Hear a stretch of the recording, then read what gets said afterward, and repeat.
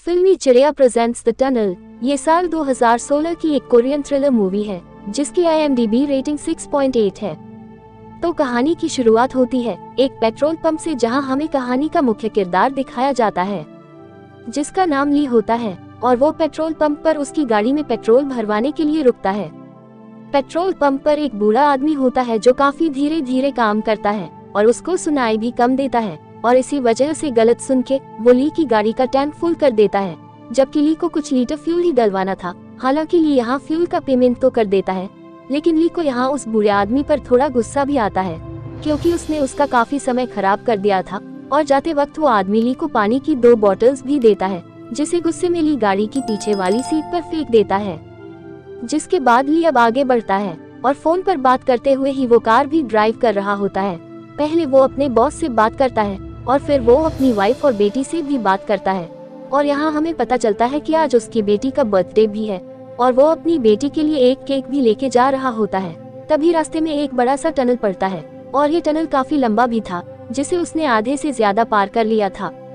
लेकिन तभी अचानक से ही टनल की लाइट्स बंद हो जाती हैं, और ये देख कर ली अपनी गाड़ी रोक देता है, और कुछ देर में ही फिर लाइट्स वापस भी आ जाती हैं, और फिर लाइट्स फ्लक्चुएट करने लग जाती हैं, और तभी कुछ जोर की आवाज आती है और ली यहाँ काफी घबरा जाता है। और तभी अचानक से वो टनल गिरने लगती है, तो ली तेजी से उसकी कार भगाता है और वहाँ से निकलने की कोशिश करता है, पर तभी उसकी गाड़ी के ऊपर टनल का कुछ मलबा गिरता है, और फिर उसके बाद पूरी की पूरी टनल ही ढह जाती है, जिसमें ली गाड़ी के साथ ही मलबे में नीचे दब जाता है।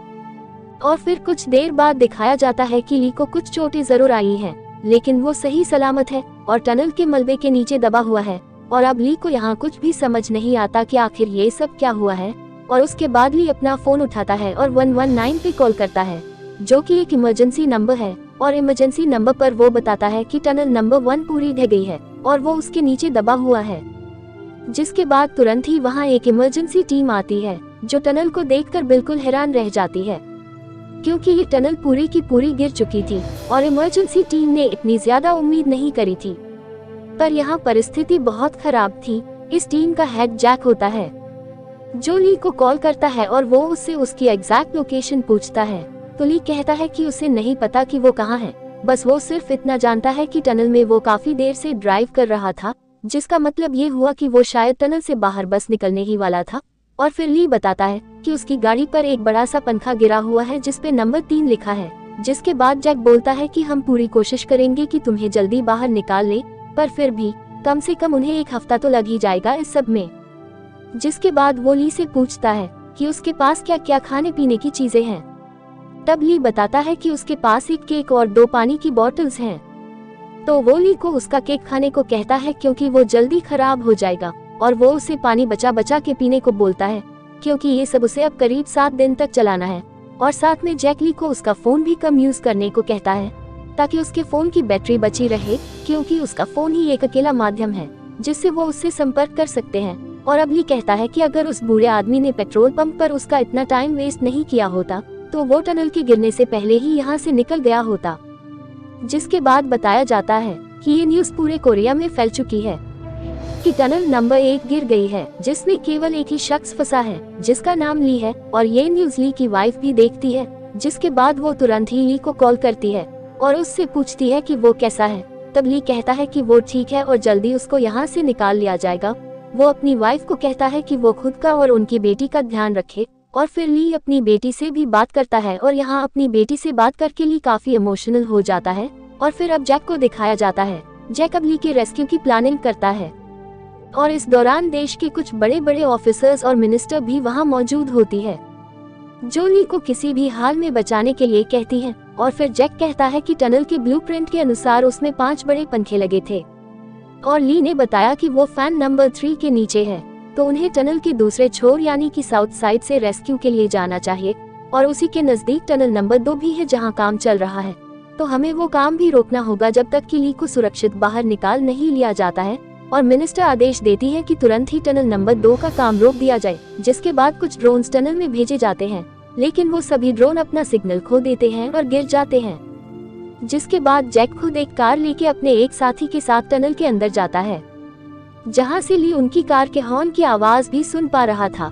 लेकिन तभी बची हुई टनल भी कार के हॉर्न की आवाज से गिरने लग जाती है और उससे बचने के लिए जैक अपनी कार रिवर्स गियर में ही लेके वहाँ से भगाता है और बड़ी मुश्किल से टनल से बाहर निकल पाता है। यहाँ जैक भी बाल बाल बचता है, नहीं तो वो भी टनल में ही दब जाता। और बाहर निकल के जैक ली से पूछता है कि क्या वो ठीक है, तो ली का जवाब आता है कि वो ठीक है। और तभी ली की वाइफ भी वहाँ आ जाती है और जैक दोनों की बात करवाता है। कहानी आगे बढ़ती है और दिखाया जाता है कि हेलीकॉप्टर से बड़ी बड़ी क्रेन्स और मशीन्स बुलाई जाती है जिन्हें सीधा टनल की ऊपरी जमीन पर लाया जाता है और फिर ब्लूप्रिंट की मदद से फैन नंबर 3 टनल में जहां होता है वहां पर खुदाई शुरू कर दी जाती है। और यहां एनिमेशन के जरिए बताया जाता है कि ऊपर से एक सुरंग बनाई जाएगी जिसके जरिए नीचे ली के पास पहुंचा जाएगा और फिर उसे बाहर निकाल लिया जाएगा। दूसरी तरफ नीचे टनल में ली को दिखाया जाता है जिसे कार में रखी 2 इमरजेंसी टॉर्च मिलती हैं जिन्हें वो संभाल के रख लेता है क्योंकि वो आगे उसके काम आएंगी। और फिर ली को वहाँ एक डॉग नजर आता है। वो डॉग से पूछता है कि वो यहाँ क्या कर रहा है। फिर ली को एहसास होता है कि शायद कोई और भी है इस टनल में जिसका ये डॉग है, तो वो आवाज देता है कि क्या यहाँ कोई है। तो उसे एक लड़की की आवाज आती है जो कहती है कि मैं यहाँ कार में फंसी हुई हूँ और मैं यहाँ से हिल भी नहीं सकती, क्या आप मेरी मदद कर सकते हो। जिस पर ली कहता है कि रुको, मैं तुम्हारे पास आने की कोशिश करता हूँ। और फिर ली एक मैसेज लिखकर इमरजेंसी टीम को भेजता है कि यहाँ टनल में एक लड़की और भी है जो फंसी हुई है। और फिर किसी तरह से ली उसकी कार की पिछली तरफ से बाहर निकलता है क्योंकि वहाँ कोई पत्थर नहीं था, पर वहाँ एक फैन था जिसे ली को पार करना पड़ता है। और तभी ली को वही पंखे में लगी एक कील चुभ जाती है, पर फिर भी किसी तरह से ली उस फैन को पार करके बाहर निकलता है तो वो देखता है कि वहाँ एक और भी कार फंसी हुई है जिसमें एक लड़की थी जिसके ऊपर एक बड़ा सा पत्थर पड़ा था जो उसकी कार के फ्रंट ग्लास से अंदर की ओर आया हुआ था। ली उस पत्थर को हटाने की बहुत कोशिश करता है पर वो पत्थर बहुत भारी था तो ली उसे नहीं हटा पाता है। और फिर वो लड़की जिसका नाम किम होता है, ली उससे पूछता है कि क्या वो ठीक है, तो किम बताती है कि उसकी कमर में थोड़ा दर्द है, बाकी सब ठीक है। और फिर वो ली से पूछती है कि वो लोग कब से यहाँ हैं, तो ली उसे बताता है कि वो करीब 2 दिन 7 घंटे से यहाँ हैं। और फिर वो पूछती है कि क्या वो लोग यहीं मर जाएंगे, जिस पर ली उसे बताता है कि बाहर बहुत सारे लोग लगे हुए हैं उन्हें यहाँ से निकालने के लिए, तो वो लोग जल्दी बाहर निकल जाएंगे। और ली की ये बात सुनकर किम काफी रिलैक्स फील करती है और ली उससे बताता है कि उन्हें थोड़ा धैर्य रखना होगा, शायद उन्हें यहाँ कुछ और दिन रहना पड़ सकता है। और फिर किम ली से थोड़ा पानी मांगती है तो ली उसके लिए अपनी कार से पानी लाता है और उसे पिलाता भी है क्योंकि किम जरा भी हिल नहीं पा रही थी। और फिर किम के कहने पर वो थोड़ा पानी उसके डॉग को भी पिलाता है। और अब किम बोलती है कि उसका फोन यहीं कहीं पड़ा होगा तो क्या वो उसे ढूंढ देगा। और ली जब थोड़ी नजर घुमाता है तो उसे किम का फोन मिल जाता है, पर वो फोन पूरी तरह से खराब हो गया था। तब किम ली से रिक्वेस्ट करती है कि क्या वो उसके फोन से उसकी माँ से उसकी बात करवा देगा, तो ली तुरंत ही किम से नंबर लेके उसकी माँ को फोन करता है और उसकी बात करवाता है। तब किम काफी रोती है और अपनी माँ को वो बताती है कि वो टनल में फंस गई है।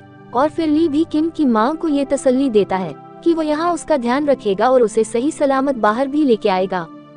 जिसके बाद ली किम का फेस भी साफ करता है और फिर किम कहती है कि उसकी तबीयत उसे थोड़ी ठीक नहीं लग रही है, तो वो कुछ देर सोना चाहती है। जिस पर ली कहता है कि अगर ऐसा है तो तुम सो जाओ, मैं भी अपनी कार में जाता हूँ। और फिर ली एक टॉर्च किम को दे देता है और उसे बोलता है कि उसे किसी भी चीज की जरूरत हो तो वो बस टॉर्च चमका दे तो वो उसके पास आ जाएगा।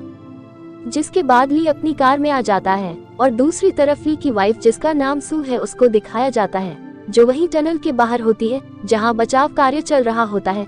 तब वो न्यूज में सुनती है कि ली किम के साथ अपना पानी और जरूरत का सामान शेयर कर रहा है। सू काफी उदास है और वो भी कुछ खा पी नहीं रही है क्योंकि उसका पति ली भी भूखा प्यासा टनल में फंसा हुआ है। और सू यहाँ पर रेस्क्यू टीम को भी खाना बनाकर खिलाती है क्योंकि वो सब बिना किसी मतलब के उसके हस्बैंड ली को बचाने में लगे होते हैं। जिसके बाद बताया जाता है कि ली की भी नींद लग जाती है और उसी दौरान किम का डॉग उसकी कार में आके उसका बचा हुआ सारा केक खा जाता है। और अब ली उस डॉग पर बहुत गुस्सा करता है और तब किम की आवाज उसे आती है जो पूछ रही थी कि क्या हुआ है, आप इतना जोर जोर से चिल्ला क्यों रहे हैं। तो ली किम से ये सब छुपाता है और उसे कहता है कि उसने बुरा सपना देखा था। जिसके बाद 92 FM स्टेशन उसके कार के रेडियो में कनेक्ट हो जाता है और फिर ली उसमें चल रहे क्लासिक सॉन्ग सुनने लग जाता है। तभी उसे किम की आवाज आती है तो वो किम के पास जाता है जहां वो देखता है कि किम की हालत काफी खराब है और वो ली से थोड़ा और पानी मांगती है तो ली वापस अपनी कार में पानी लाने जाता है, पर जब वो वापस लौटता है तो वो देखता है कि किम कोई जवाब नहीं दे रही है। ली कहता है किम प्लीज कुछ बोलो, और वो कहता है कि प्लीज मुझे ऐसे डराओ मत, पर फिर भी किम कोई जवाब नहीं देती है। तो ली किम के ऊपर पड़े पत्थर को फिर एक बार हटाने की कोशिश करता है, और इस बार वो पत्थर हटता तो नहीं लेकिन थोड़ा खिसक जरूर जाता है। और फिर ली देखता है कि कुछ सलाखें किम की सीट के पीछे से निकलकर उसे आर पार करी हुई थी। ली को इस बात का अंदाजा भी नहीं था कि ऐसा कुछ भी हो सकता है, और ये देखकर ली बुरी तरह से डर जाता है, और उसे एहसास होता है कि किम कितने दर्द और तकलीफ में थी, पर वो एक फाइटर थी जो इतनी तकलीफ के बाद भी अब तक डटी रही। जिसके बाद ली किम को अपनी जैकेट से ढक देता है, और फिर वो वापस अपनी कार में आ जाता है, जहाँ किम का डॉग भी ली के पीछे पीछे आता है, और वहीं पर उसे थोड़ा डॉग फूड भी मिलता है जो शायद किम के डॉग का ही था। और फिर ली वो डॉग फूड भी उस डॉग के साथ शेयर करके खा लेता है।